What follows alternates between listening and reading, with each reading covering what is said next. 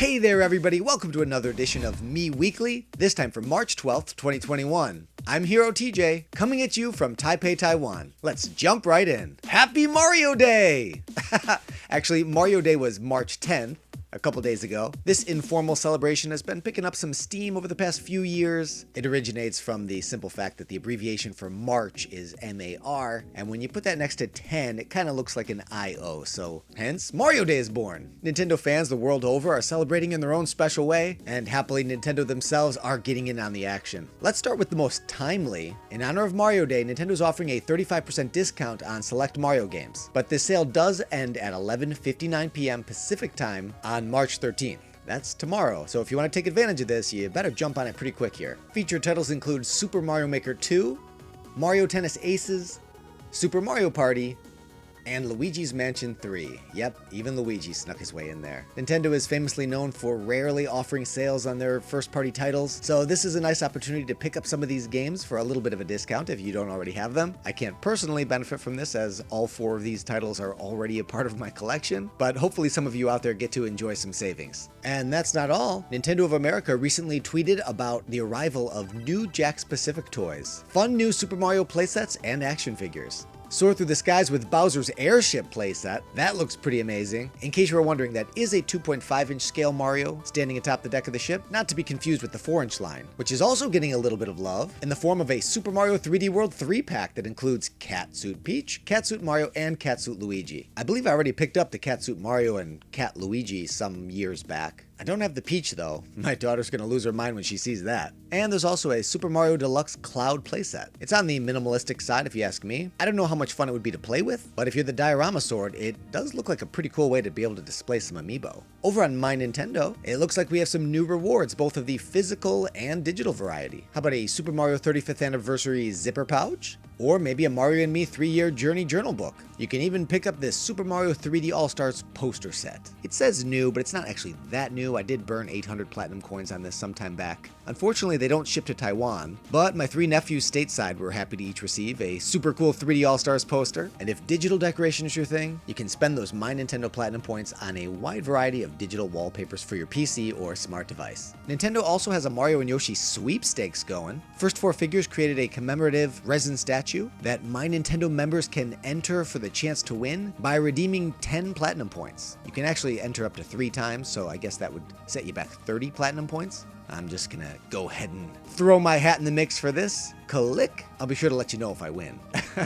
Fingers crossed. Also this week we had a Monster Hunter digital event, including new information for Monster Hunter Stories 2, Wings of Ruin. We got a pretty good first look at the game, but maybe the most exciting part of the reveal was that 3 new amiibo will release alongside the game. I don't know if you remember back to when the first Monster Hunter game came out, but it also had a corresponding set of, I believe, 6 amiibo that were never made available stateside. At some point they did get pretty cheap for import. I considered picking them up a few times, but I just really didn't have any practical use for them. Now I believe they're actually pretty hard to get a hold of. The 3 new Monster Hunter Stories 2 amiibo will, however, be making it to the US as GameStop exclusives. Each amiibo unlocks a different special layered armor set in Monster Hunter Stories 2 Wings of Ruin. I do loves me some amiibo, no secret there, but I'm not really what you'd call a completionist. And while I do have a good lot of them, I don't have all of them, and I don't see myself personally playing Monster Hunter Stories 2, so these particular amiibo have very little appeal to me, although the Ray's Wing Ratha does look pretty cool. I expect these to release alongside Monster Hunter Stories 2 Wings of Ruin when the game launches worldwide on July 9th.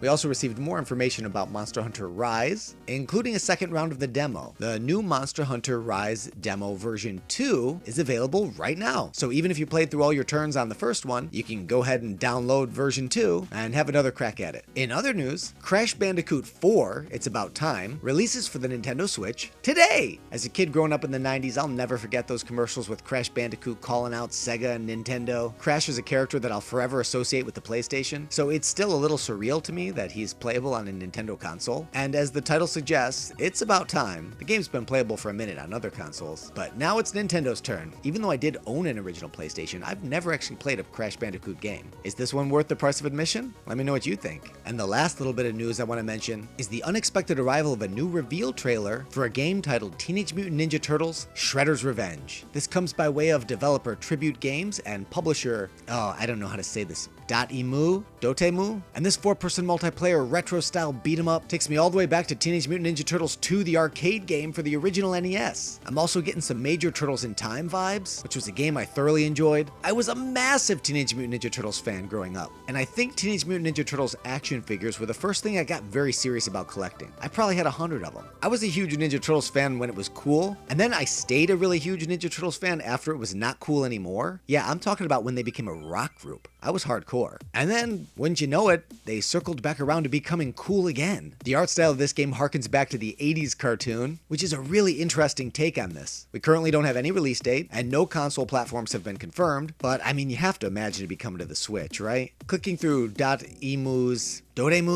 official website, I took a gander at some of the other games they worked on, and on the list was Streets of Rage 4, which I do own for the Nintendo Switch, and is really a lot of fun. So if this turtle title is anything like that, Teenage Mutant Ninja Turtles Shredder's Revenge promises to be an epic, nostalgic trip. Now playing.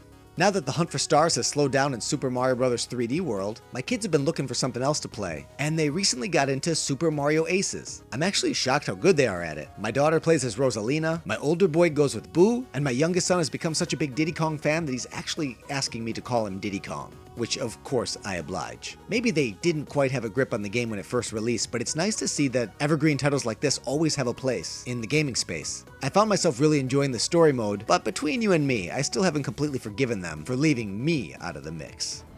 Welcome to Joys and Cons with me, Hero TJ, and Dark TJ. This week's edition will feature Mario Maker 2 for Nintendo Switch. Mario Maker 2 is bursting at the seams with fun, creative, and challenging Super Mario levels. Story Mode offers more than 100 original courses, and are some of the most exciting Mario stages of any game. Complete courses to help rebuild Princess Peach's castle.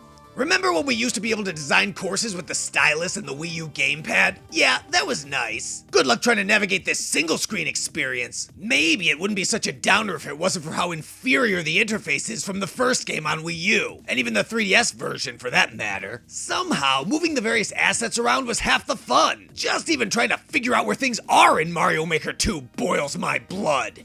With such an exhaustive Mario toolkit at your disposal, there's almost no limit to what you can create. Designed to your heart's content. Even the Koopalings are in on the action. And World Maker takes creation to the next level. Literally, you can actually design your own Super Mario World. And if building levels doesn't grab you, enjoy the levels created by other people from around the world. Super Mario Bros., Super Mario Bros. 3, Super Mario World, and new Super Mario Bros. Styles all make a return from the first game and are interchangeable. Super Mario 3D World was added this time around, but it's completely incompatible with the other styles. This would be understandable if it meant having to interpret 2D design in 3D space, but 3D World was converted to 2D. What reason could you possibly have for not conforming it for use with the other game styles, except pure laziness? Figure it out! Oh, and Super Mario Bros. 2 relegated to a power-up suit? Am I a joke to you? Da-na-na-na! A legendary post-launch update added the Zelda-inspired Master Sword power-up. With this item, Mario can transform into Link! And we're not talking about a simple cosmetic skin swap either. Link Mario can attack with the sword, guard with the shield, and even add the bow and arrow and bombs to his arsenal. If you paid for the pleasure of Nintendo Online, you unlock access to maddening levels of disappointment, such as miserable course discoverability, and multiplayer so broken, it's a slideshow sideshow. And remember back when the original Mario Maker boasted support of over 50 amiibo? Well, the sequel did away with all that added value proposition. The assets and the technology literally already existed, but they thought it would be better to eliminate one of the first game's coolest and most original features entirely. This has been another edition of Joys and Cons, featuring me, Hero TJ, and Dark TJ.